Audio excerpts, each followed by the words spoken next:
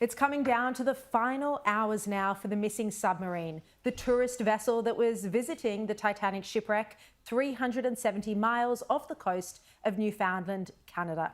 The 5 on board would already be feeling the loss of air supply. Last night, as we went to air, there was breaking news that sounds of banging had been detected around the site of the Titanic shipwreck.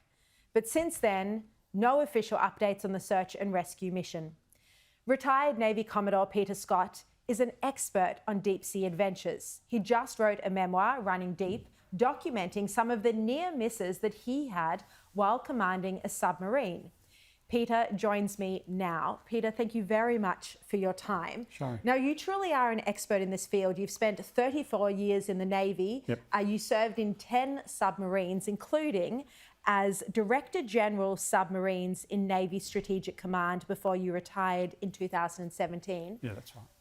The question is this: what are the chances now of finding the Titan submersible before the oxygen runs out? Yeah, I think the chances are pretty slim now. By best estimates, they had a 4-day supply of air on the submarine.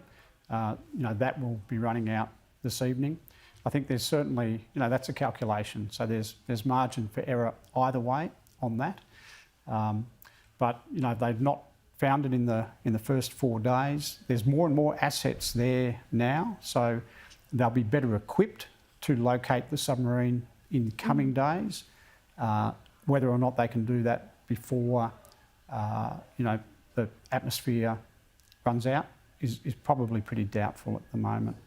So what happened over the past 24 hours? Because just yesterday, the Canadian Patrol picked up through sonar technology signs of life, banging, that they said was near the Titanic shipwreck. This, of course, was where the Titan last made its ping, its communication with its mother vessel that was monitoring it before it lost contact. So why isn't it, if we've got all this incredible technology, we've got the best in the world technology, why isn't it that a vessel couldn't have gone down to the Titanic shipwreck and actually had a look at what's going on?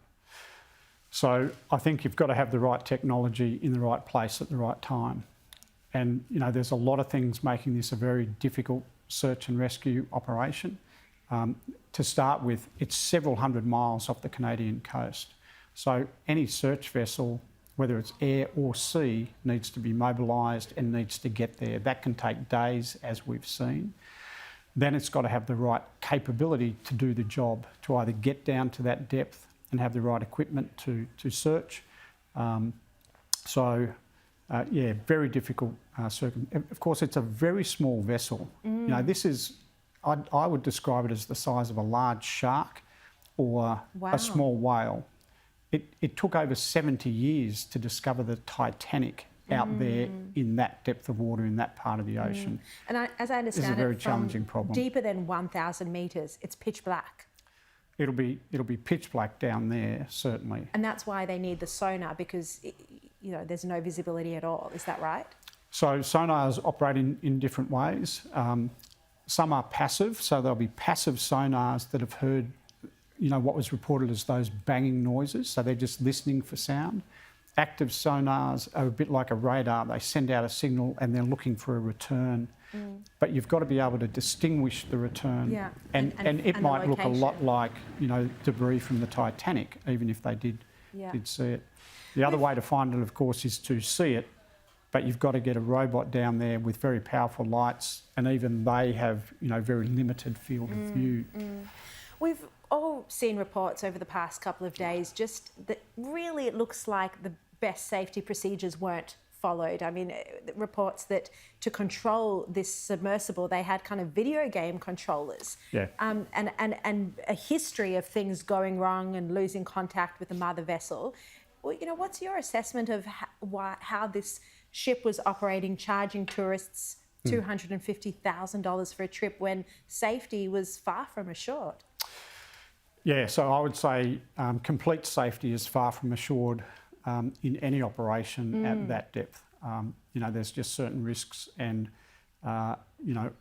it's not that you can't guarantee safety in those sorts of circumstances.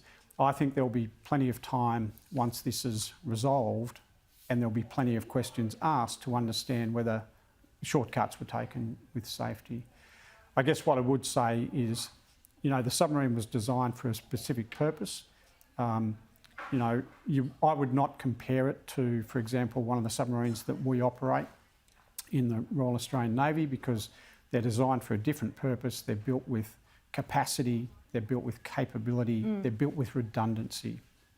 Peter Scott, I really appreciate your thoughts. Such a fascinating topic, and look, we've just got to hope for the next few hours. We do.